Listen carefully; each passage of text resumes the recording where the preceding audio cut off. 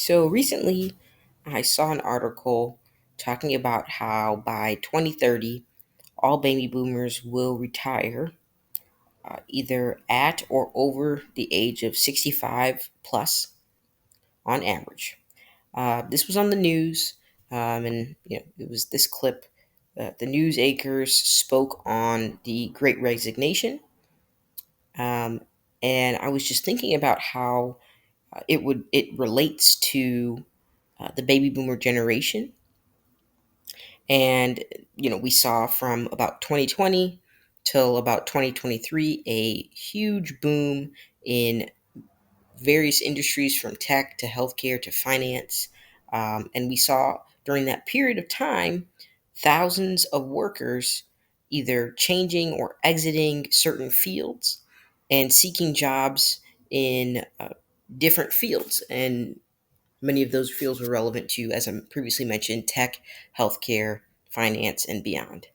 And so during that time period, a lot of us referred to this as the Great Resignation.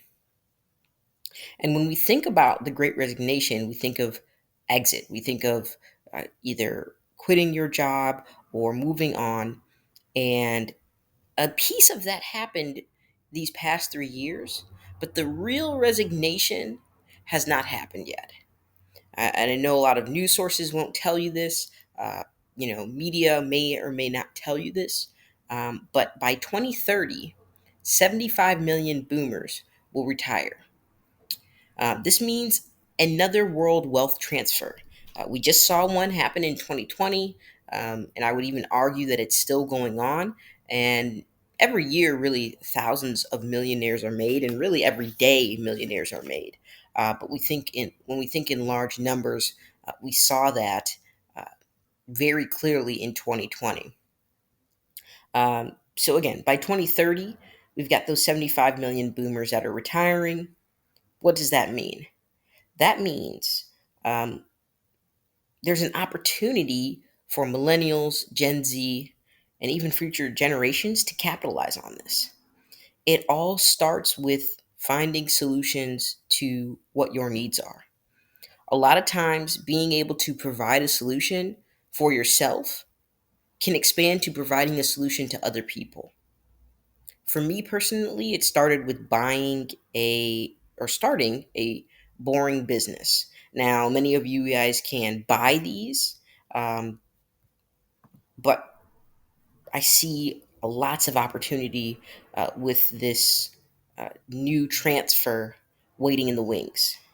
So you may be wondering, okay, well, what is a boring business? A boring business is often one that refers to a low startup or investment business. This is typically going to encompass a company that has simple offers, simple marketing, simple teams, and very low to no hierarchy, and simple sales. And in order to operate, it's likely involving a product or a service that is mundane yet stable and recession proof. As we head into 2024, there's many different talks. I won't get into that in this video, but my main focus for you today is to think about where you can take your life and how you can seize this opportunity.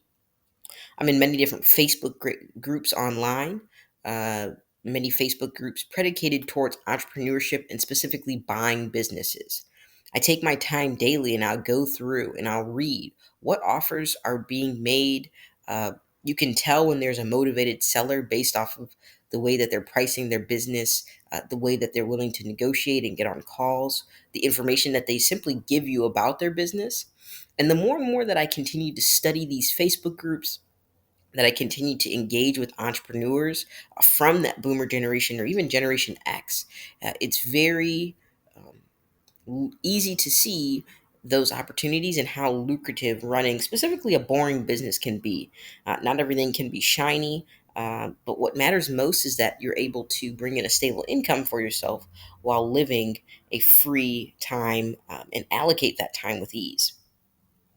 So when we think about boring businesses, you may think about car washes, shipping and logistics, recycling, waste management, laundromats.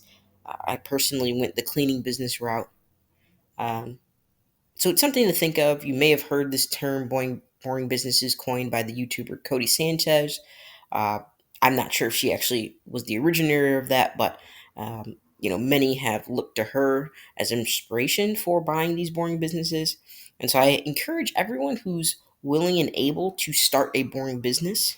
But yeah, I mean, there's proof everywhere. This article here through the National Library of Medicine speaks on that growth and the age of the baby boomers and just the opportunity available to us. So, all of these resources are at your fingertips. It's up to you to decide how you would like to make them work for you. But that's just something I did, and I wanted to share that with everyone today.